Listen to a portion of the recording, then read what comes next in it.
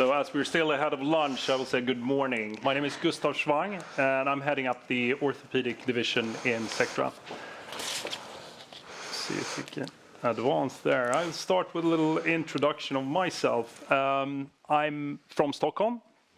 I have a Master of Science in Vehicles Engineering, which was also the beginning of my career, working for a company called Schwang, making large sailing yachts. After a bit into my career, my father got cancer, and he was treated with radiotherapy.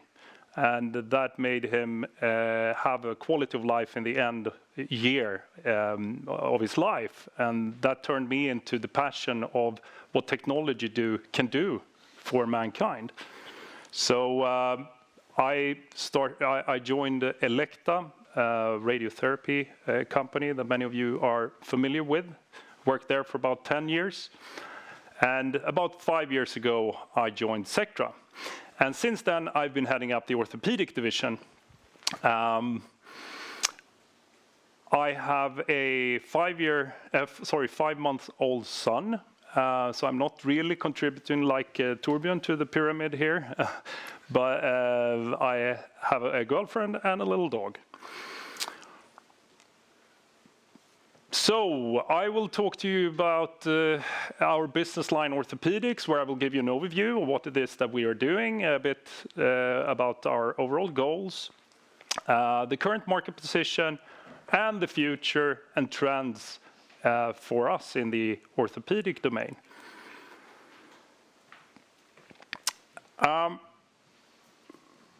will start with the mission statement, and it's really about to harness the full power of medical imaging in order to deliver highest efficiency in the market for orthopedic disorders. And the reason why we are a separate business unit and not part of medical imaging IT is that we have a different customer segment, being the orthopedic surgeons. We're a dedicated team of about 20 people. We have our own sales force. We have a dedicated development team. We have our own marketing. And also, as Torbjörn introduced, customer success management, which is more and more, as we are also following the transition into a SaaS kind of delivery, a very important function. So a few words about the overall market that we operate in. About 20% of the global population is suffering with some kind of musculoskeletal disorder or discomfort. That's 1 in every 5. It's actually the 3rd largest healthcare cost globally, only bypassed by cardiovascular and diabetes. There's a rising population of elderly people, as we saw in the previous graphs. And musculoskeletal disorders are very much tied to the elderly. It's an elderly disease. And as that is growing, the need for our solutions grow. Of course, there are also lifestyle-related diseases with obesity and others that are affecting the movement apparatus. And we, as future patients or current patients, demand higher quality of care, but also it needs to be given at a lower cost. So looking at the total addressable market for orthopedic software, it's estimated at about 5 billion SEK 2 years from now. And it's growing by average 8% per annum. With some of our solutions that I will give you a very brief introduction to, we are expanding that space as well. Just looking at the installed base, I presume otherwise I will get that question. How about selling to the installed base? The serviceable available market is about 350 million krona to sell into. And that is, of course, steadily growing.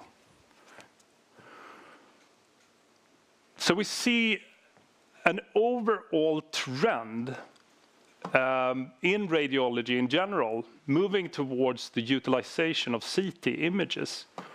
So the traditional way in our space has been two-dimensional, meaning plain X-rays. And that is driven very much on the increased clinical value that a CT-based image provides compared to an X-ray image. And it's also driven by the cost of the CT is going down, and also the dose that you're exposing the patient for. And that means that our preoperative planning solutions are more and more needed, so that you can harness and use this data in the most efficient and best way for treating those patients. We are operating in these markets. In the US is our largest market and also the fastest growing market. Scandinavia, we are present in basically today almost every hospital that has an orthopedic department. There it's very much about increasing the usage of our solutions. UK is a steadily growing market. In Benelux, we are present at most of the larger university hospitals. DACH is a rather competitive market for us, but we're there as well. So the current market position, I'll start by saying that the American Academy of Orthopedic Surgeons has established that 60% of the surgical errors in orthopedic procedures are caused by the orthopedic surgeon. And the majority of these mistakes and errors could have been handled with preoperative planning, so that you come in better prepared. About 10% of all implants that go into our body throughout the lifetime of these patients will have to be changed or revised, taken out and replaced. That's where our tools come in, where we impact safety, accuracy, and efficiency in selecting and deselecting patients, and the ones that we are selecting, they are given the best possible care. A brief overview of our products today. Sectra was actually the founder, Torbjörn was the founder of preoperative planning in X-ray, and that started in the early 90s. Before you were using these plastic sheets, the old way of X-rays, and literally cutting and pasting, putting these together. This was done digital, and that's still the largest portion of our business today. But as we're seeing the transition, as I mentioned, into 3D space with CT, our new solutions are becoming more and more used, and it's becoming more and more standard of care, in particular for those more complicated procedures and complicated cases. You need more data, and that's where CT provides more information. About 1/3 of all medical images that are taken today belongs to the musculoskeletal patient. So they're about muscles, bones, cartilage, tendons, and this of course requires a large focus in this area. And Sectra is actually the only provider today in the market of PACS who provides a completely integrated solution for MSK patients, both for orthopedic surgeons and musculoskeletal radiologists. A measurement for an musculoskeletal radiologist that is complex can sometimes take about 20 minutes, up to 30 minutes, which some of our solutions can reduce down to a few minutes by a few clicks. So you can really save a lot of time. Our solution can be provided today together, bundled with the Sectra PACS, but we can also sell our solutions in a cloud-based solution. We call it Sectra Pre-Op Online.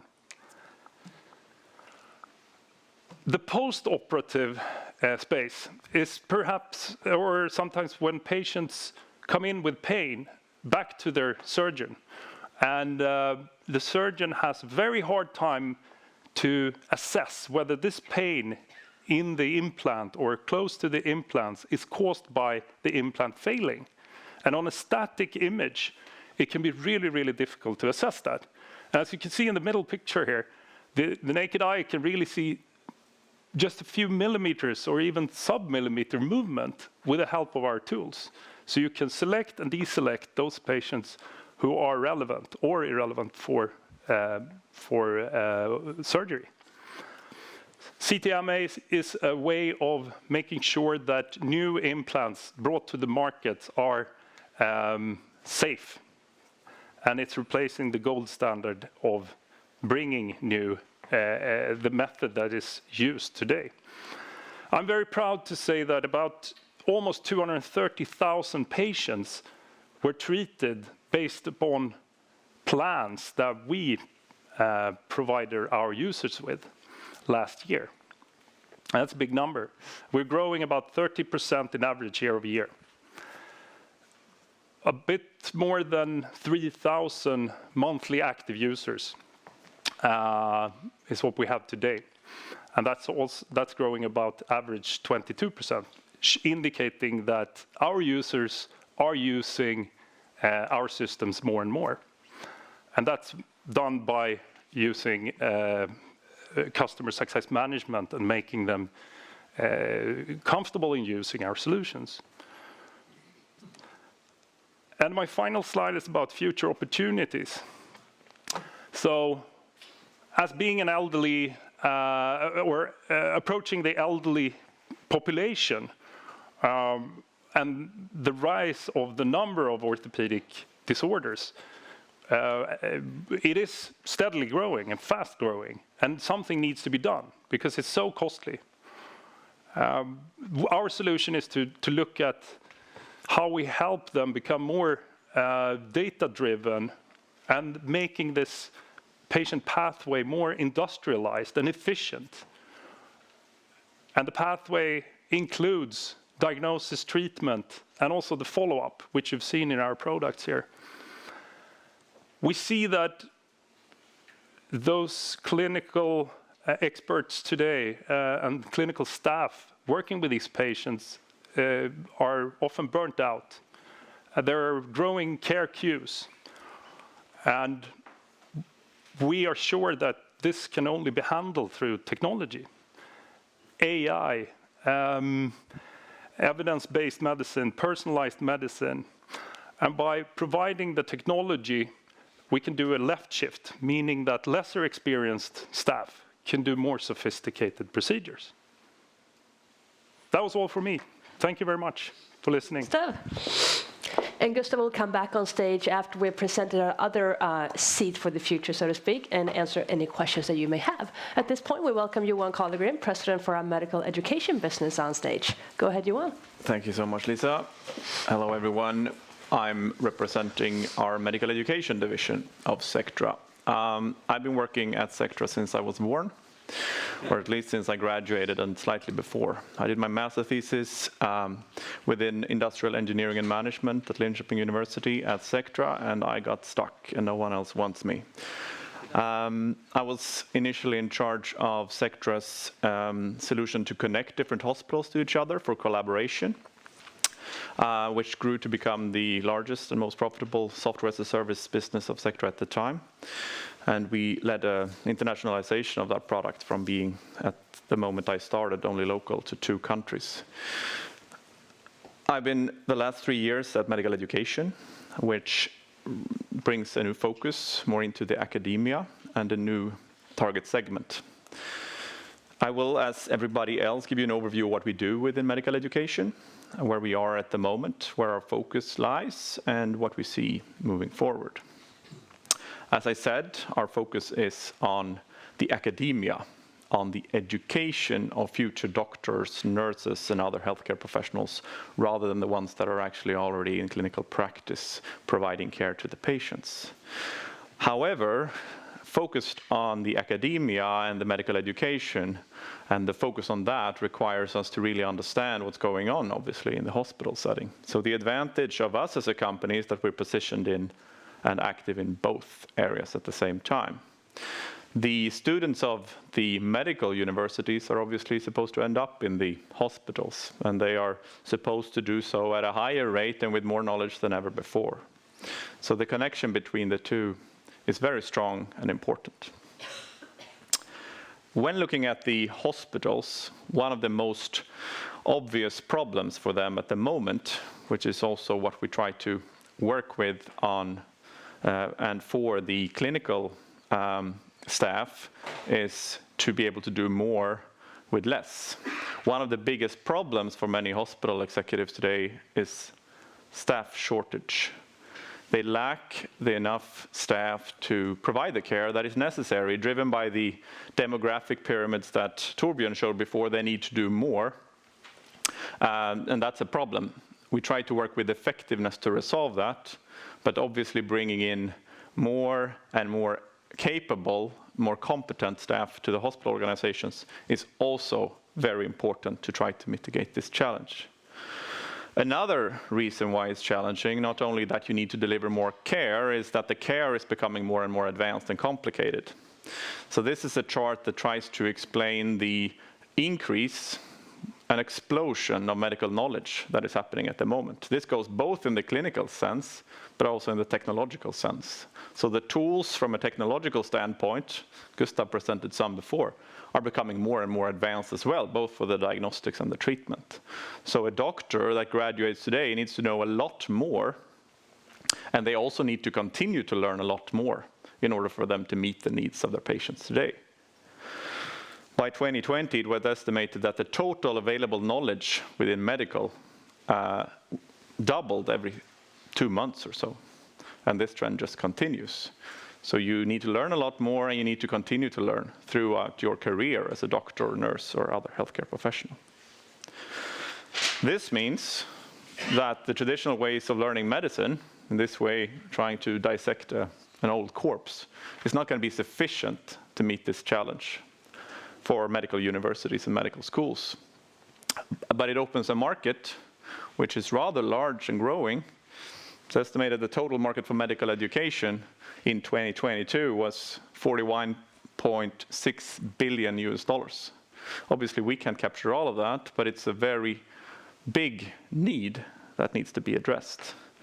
From our point of view, we look at the market from a few different perspectives, and we try to divide the market into perspectives that we find relevant. Our core segment is medical and veterinary schools and simulation centers. A lot of medicine is today learned by simulating the scenarios in the hospitals that the students will eventually meet. They try to simulate the patient scenarios, both when it comes to diagnostics and treatment, in as real way as possible. Many of our university customers are building what looks like very much a hospital setting for their students to learn with. Often the patients are extremely real, high-fidelity mannequins, dolls that they play with, but for a very important purpose. They can scream and they can cry, and they even have helicopter pads to simulate the urgency when it comes to certain of these scenarios. That is what happens in what we call simulation, and simulation centers is a very strong growing market. There are about 3,600 medical schools globally. Within veterinary medicine, we see quite strong growth actually. Many people bought their pandemic puppies, and the veterinary market is growing also really nicely. Obviously, the veterinarians also need to learn medicine before they start to treat their patients, the animals. There are about 1,000 simulation centers. As I mentioned, this is a more rapidly growing market than the medical schools. And at the moment, if I look at our offer, we estimate that we have an opportunity to get about 250,000 kronor from each of our customers today as a subscription, which means that the serviceable, addressable market just within this segment for us is well over 1 billion kronor per year. On top of that, fortunately for me, we work also very closely with the hospitals. And as I mentioned before, the medical students, they won't be done learning when they graduate. So a larger and larger part of the learning for healthcare professionals today happens in the context of the hospitals. Maybe when they are residents, but also when they are specializing or when they are specialists. There are about 3,000 teaching hospitals globally, 1,000 plus only in the US where Isaac focuses. This adds, if we assume a similar revenue per customer a year, 800 million kronor per year in serviceable addressable market only with our current product offer. Finally, I mentioned they need to continue to learn. Actually, the medical education, continuing medical education market is growing quite fast at the moment, and is in total estimated to over $12 billion US, or estimated to grow to $12.0 billion US by 2027. There are about 10 million doctors in the world, and I've heard more than one of our current users of our PAC systems really asking to get access to our educational solutions as well, to buy their own personal subscription. At the moment, this is an untapped potential, but it's a rather large such. Let's assume we can get each of these doctors to pay us 500 kronor per year to access the tools that I'm soon going to introduce to you. This adds, I would say, the largest addressable market for us within medical education overall, to tap the potential of the learning needs of the already graduated medical students, the doctors out in the hospitals. All in all, we estimate our serviceable addressable market to over 3 billion, just based on our current product offer. Add on top of that, the value for a company to really position itself amongst their future users. You know that maybe Adobe and other large tech companies, they really put a lot of emphasis on trying to get hold of the users well early on in their careers. Go into the university setting, as at some companies that I know of, valued by a factor of 10 per dollar, because they actually create brand awareness and they create brand loyalty with the users they will have in the future. We use our tools within education to position us as a really exciting company. It's one of the best ways, I think, you'll maybe see outside in the demo area, it's one of the best ways to understand what we're doing as a company. For many of the medical students that have been using our tools, it was the actual reason they chose to become a radiologist or a pathologist, because they found that our tools that they would eventually be able to use in those specialities were so exciting and intriguing. I think for us as a company, on top of the 3 billion per year market potential, I would say brand awareness and brand loyalty is an important reason for us to work with this strategically. The goal for the business unit is to try to use our position working both in the academia and in the clinical space to narrow the gap for the students that want to come into the clinical reality well equipped, to narrow the gap and create a bridge between the academia and the clinical setting. And that's where we have a very unique position with our technology and with our company. Because it's proven that the use of medical images, which is our core competences within imaging, the ability to see the world's leading technology that can visualize the human body in various ways and disease. Our customers have proven that with their research. They are academia, they will want to have scientific evidence of it. It's proven that the ability to do so, in this case see an embryo, helps the students learn faster, learn better, and learn in a way that makes them analytical, and learns in a way that makes them capable of learning also when they graduate. So our medical images are the core of our product. We deliver all of our products within medical education as a cloud service. This is our education portal. In the portal, we have collected throughout the years, together with our hospitals and also our universities, a very unique library of clinical content. Medical images that each university and each university teacher would never be able to find themselves. We've gathered that and makes it all available in a cloud portal for all of our customers. And that can be accessed both for the teachers and for their students. Combining that with our state-of-the-art visualization tools is something that provides a platform that we don't have any competitor out there that can even closely match. Our current market position, we have customers that are in a variety of different categories. I mentioned before universities, simulation centers, veterinary education. One of the most exciting opportunities for us is to put our tools directly in the hands of the students. And we see that more and more of medical education is actually self-directed. It's not enough for the students to learn in school. They also need to learn when they get home, study for their exam, and they can now access all of these tools and this material online whenever they want, from wherever they want. This is one of our huge opportunities, I would say, to continue down that path. In terms of customer, we have customers in about 60 countries today with our educational platform. We have a large presence in Europe, North America, where obviously with the rest of Sectra is also very present. But we also have a big installed base in Asia. We have a big installed base in South America. And one of the benefits of our distribution model is that it's not that difficult for us to deploy our solution in any new country. But we're active in about 60 countries today.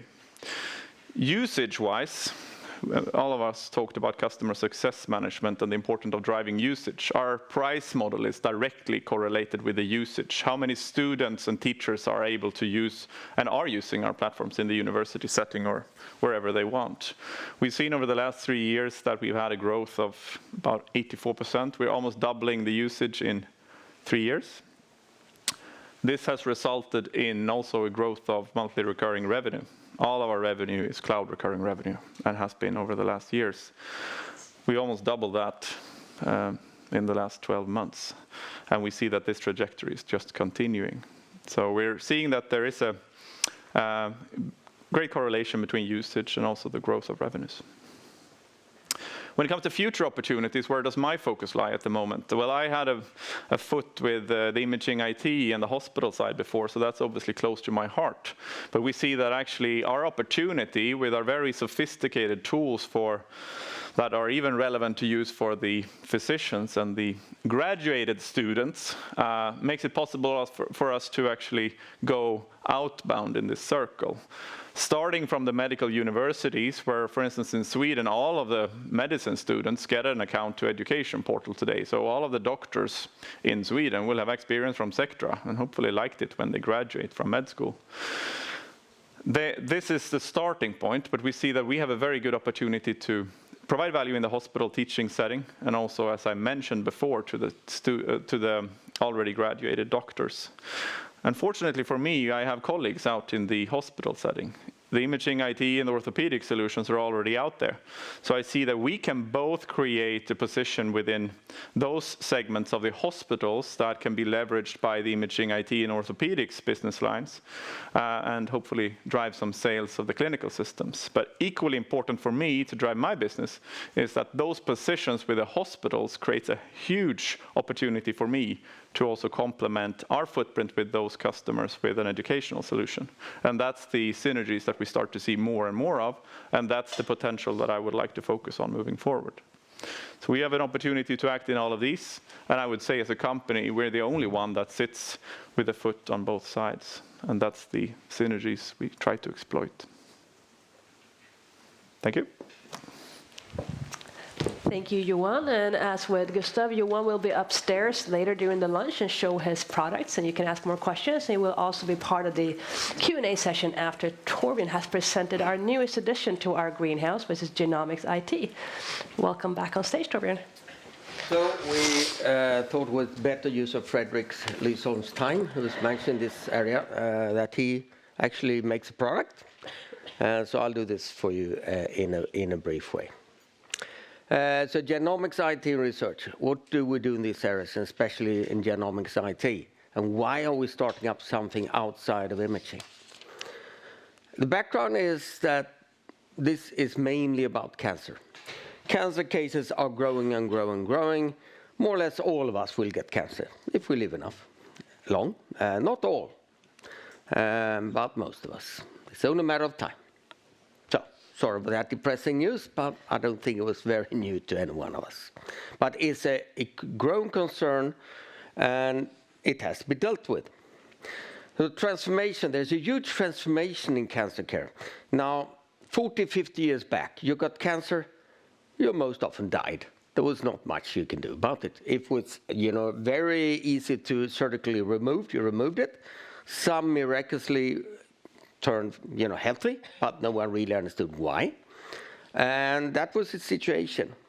But now, and then you introduced a lot of chemo, and you had radiation coming on, and surgery got better and better, so it was treatable. But if I went in there with a prostate cancer, and some other man in here went in with prostate cancer, we were treated in the same way. And some of us died, and some of us didn't, and there was a little if you're lucky or not. Now the big change in cancer care is personalized medicine. Personalized medicine is that you don't treat two patients the same way. You measure the cancer. Some cancers can be treated in one way, some cancers can be treated another way, and we have seen incredible improvement in cancer survival. What's it called? Vad heter malignt melanoma? Malign melanoma is a skin cancer. Most of us at my age know at least someone who died from it. I know 2 or 3. If you got that in the old days, 95% of patients died within 5 years. Today, the 5-year survival, malignant melanoma is 60%. 5 to 60%, that's amazing. And that's by immunotherapy and personalized medicine. Now, it requires accurate initial diagnosis, but also continuous monitoring, because as you now have many treatments, you treat different people in different ways. And you need to know if the current treatment works. After 2 weeks, something must have happened, or you change to another treatment. And that means it becomes continuous monitoring and diagnosis. What happens? Well, and then after you're healthy, cancer very seldom goes away. It's still a risk that comes back. So you need lifelong monitoring. That means that diagnostics will be used many times for each cancer patient instead of just initially. So diagnostics will grow much faster than therapeutics. Much faster.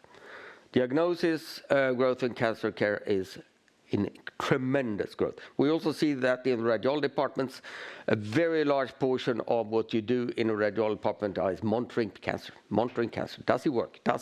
Is it shrinking? Is it growing? Etc. So cancer has transformed from acute deadly disease to a chronic disease. We live with it, most of it. Many die, but not as it used to be. And genomics in cancer care, what's happening there? Well, mutation, in order to really find the treatment that works for you, we need to know the germline genomics. That's your inherited gene or DNA. There are some mutations that are inherited. Most of you might have heard about the BRCA gene. If a woman has a BRCA gene, a mutation, she has an 80% lifelong risk of developing breast cancer or ovarian cancer. 80%. If you have that gene. We don't get it as men, but we progress it to our daughters. Really serious. You can find it by a simple test of that mutation. You also need to monitor the DNA genomics of the cancer, because one of the reasons with cancer is that the control mechanism, when you multiply cells, doesn't work. There's no errors checking that works anymore. So the cancer can mutate. Some cancers mutate every new division of cells you have. So it becomes crazy. You have different DNA in every new development of the cancer you have. So you need to follow this over the treatment time and see. Very often you begin treatment with one treatment that works for most of the cancer cells, but 1 or 2 it didn't work for. So you kill off all the ones that you were sensitive, but the 1 or 2 that is still remaining have another mutation, and guess what happens? They, of course, take over. So you can have initial treatment for a cancer in the beginning, a completed other one after 2 years, 3 years. And you need to see that. And that is done by continuous DNA testing and genomics of the cancer. Many thousand mutations, sorry about the spelling there, needs to be handled. And today, 5 years ago, or even 15 years ago, I would say, there was like 5 different mutations, and most people had it in their head. Now it's thousands. No doctors can have it in their head, and you need to handle that. The proportion of cancers that require genomics analysis is increasing. Now I need to speed up here, I talk too much. Workflow of genomics is closer related to pathology. It's called molecular pathology, and the pathologists send some cancers to genomic analysis. It's increasingly complex, more and more mutations, no one can have it in the head, and it's a huge growth. It's time, and it's been done with research tools before. It has to become industrialized. And that's where we come in. That's where we come in. We are a production company. We are oriented towards clinical production in healthcare. Industrialization is a very good thing. Sounds cool and cold. It's not. It's repeatable, high quality at a low price. That's industry. And genomics now is in a phase where research has to be obsoleted, and you need industrialization in the process. So what we do in genomics, we saw this coming 5-6 years ago. We began recruiting bioinformatics. It's a special kind of IT in between biology and informatics, and they are educated in different parts. They've been mostly hired by the pharma companies, but we built staff and knowledge over 4 years. We looked for a customer, and all of a sudden, University of Pennsylvania, one of the most famous universities in all the United States, they have an incredible explosion of a genomic analysis. They built a home-built system, but it was not industrialized. It was not a production system. They came to us. They are a radiology customer. They will become a pathology customer. Already got the order. It's not implemented yet. They wanted also genomics. And now we had a paying customer. And then is when we act. We don't want to do things on our own. We too often make something completely useless. If we do that, we need a customer with us in the boat. It has potential to significantly improve cancer care because the speed is also an essence. Now, cancers are not still. Plan to go live. We have a product together with them that will take it into clinical use when we're done. And the plan is to have it available for them to use 2024. And then we have an extremely interesting situation with one of the most prominent universities or hospitals in the world working with this system, and they know what they want because they built something in before. Massive interest from the market. Fascinating. When we made that press release, we don't have a product yet. We're home developing it right now. But we had a very large interest for it. And this is a picture of the university, Pennsylvania, in Philadelphia. This is what they built themselves. Very good, well done, but done in an environment that is not really organized. There's no service people. It's a system by Bill. If Bill quits, well, it's a problem with the university, and they know that. But they know what they want to have. So we need to make that into a live, reputable, normal, serviceable product, working closely with our other systems in cancer care. Current situation is a good solution, poor integration with other IT systems, lack of review in the sequencing lab, hard to find all testing results, limited access to multi-structured information. It's a myriad of mixed system. They're using all these different sequencing equipment and stuff that is equivalent to the X-ray machines for PACS, but they're not connected. It takes too much Excel to move things in between, and the growth of their number of exams is 30% per year. They have to solve it, and they came to us. Current solution is great. It's homebrewed, but it's homebrewed. It's depending on people, no formal service, lack of security, audit tracking, things that are needed in clinical system. We are building it, but we have a template to build the towers. It's what they need and develop for their needs. Part of your vision is to have an integrated pathologist workflow, completely integrating pathology that we have already in many places. And the new business innovation department we started a department because the growth and the need was so large. We have 3 PhDs in bioinformatics that we hired over the last years. 1 PhD student, 4 developers. It's led by Fredrik Lysholm, who is a PhD in bioinformatics himself. Also a very good programmer, which is a very nice combination to have. And the goal, of course, is a clinical product ready by spring 24, highly efficient workflows to cope with incredible growth of need in the hospitals, integrate diagnostics and tumor boards, which is where you take decisions on cancer these days, and scalable in number of exams, number of variants, that's all the mutations you need to keep track of, and the number of hospitals and departments work together. So it's similar to what we do in PACS, but for genomics now. It's a huge potential going forward, but again, it might fail. Sometimes it fails on these areas, but sometimes they go very well.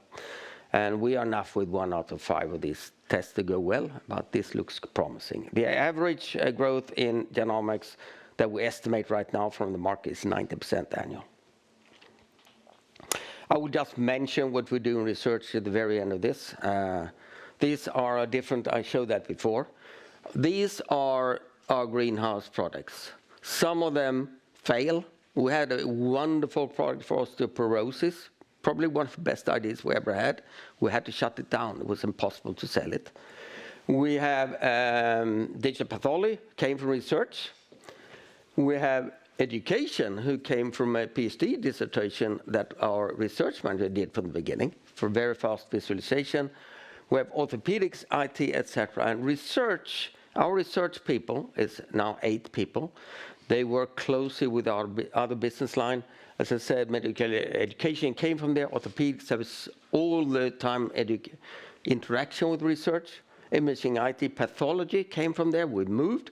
And we spun off mammography we sold it to Philips, actually. So this is what we do in research. It's very closely related to Genomics IT, who came out there as well.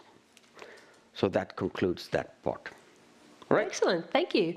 At this point, I will ask Gustav and Johan to re-enter the stage, and I'll open up the room for questions about our business innovation operations.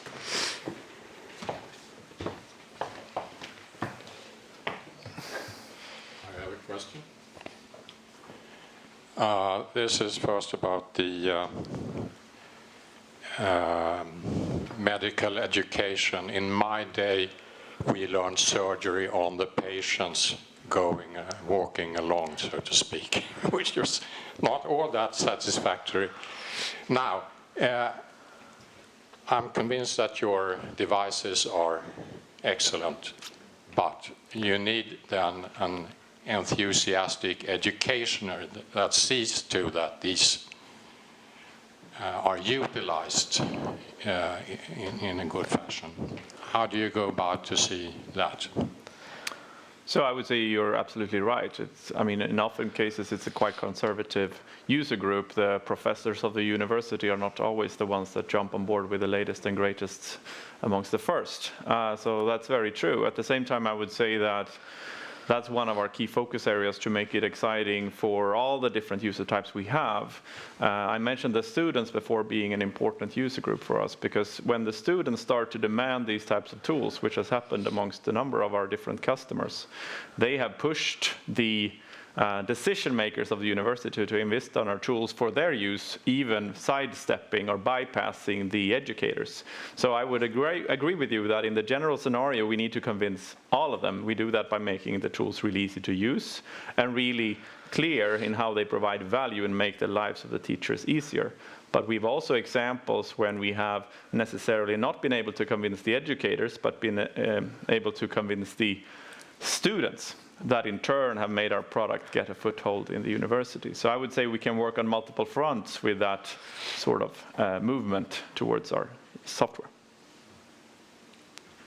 And then one question on genomics. I'm not quite sure that I understand what you do. I suppose that you are not doing the DNA or RNA analysis. You are putting together the data that someone else picks up or gathers. Is that it? We do the selection process integrated with pathologists. You can tell what part of the slide is going to be sequenced. You don't sequence the whole slide. It's the tumor cells you want sequenced. How many of these you send to DNA sequencing. Then it's done by some other company's equipment. It's very similar to radiology in that aspect. We take care of the data. We also interface to the databases. There's 1,700 current mutations they keep track of, and that influences medication or treatment in pen. It's too much to have in the head. We have an interface to the databases. We present the mutations on the tumor boards as a decision tool. For the tumor board is a lot of different doctors sitting together deciding about the treatment. And we can assemble and make the information readily available for that tumor board. So we keep track of the images or the data. And it's too much data to handle manually on small nodes, etc. today. Go ahead. Thank you. I have one question to each of you, actually. So start with Gustav. Is it possible to give a figure for your penetration of this solution for the current PAC users today? And if they don't use the Sectra product, are they competing available products?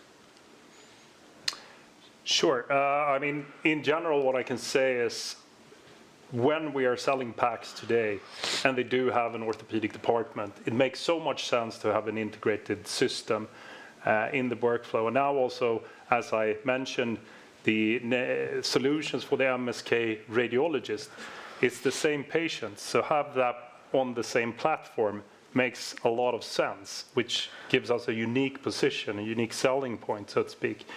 There are other manufacturers of preoperative planning software out there. We, of course, consider ourselves to be innovative and technology leaders in this space, and also by having this combined and bundled solution, we see a great competitive advantage. But it's not used, I guess, by all orthopedic departments that have Sectra PACs today. And what's the reason for not using it? They want to do it manually, or I don't know. It could be legacy that they have been using previous systems or still are. We see a lot of replacement of those, and we're certainly growing our presence. Okay. And then for Johan, you show those slides with recurring revenue. How much of your sales is recurring today? Is that all of it, or is recurring a smaller part of current sales? It's definitely growing to become the majority of our business, but it came from a lower level a few years ago. But it's definitely going to be the main business, a main part of the sales. But it's not majority today. I don't know. Do we disclose that? We probably shouldn't, to be frank. It's a significant part, and it's growing, and as we haven't disclosed the percentage yet, we can't do it here either. Okay. And you showed those different customer groups. Is it evenly split between these three, or is one of them bigger? I would say that the core of our installed base resides in the medical universities today and the simulation centers. I would say that we see a lot of untapped potential in the more hospital-close education. So that's what I said in the end there. That's where I see we have a lot of room to grow. But most of our installed base today are in the university setting.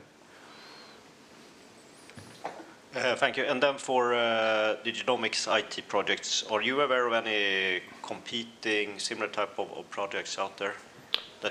No one that's integrated with digital pathology.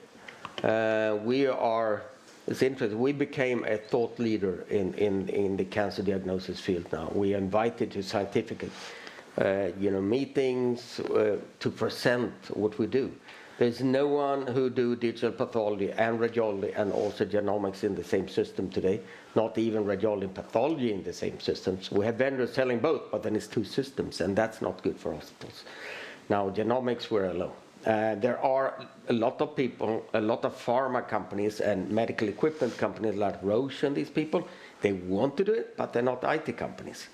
And they do not have digital pathology in the same system. We are workflow, we industry oriented. We need to prove to customers they become more efficient because they need to do more and more with the doctors they have. They cannot find doctors.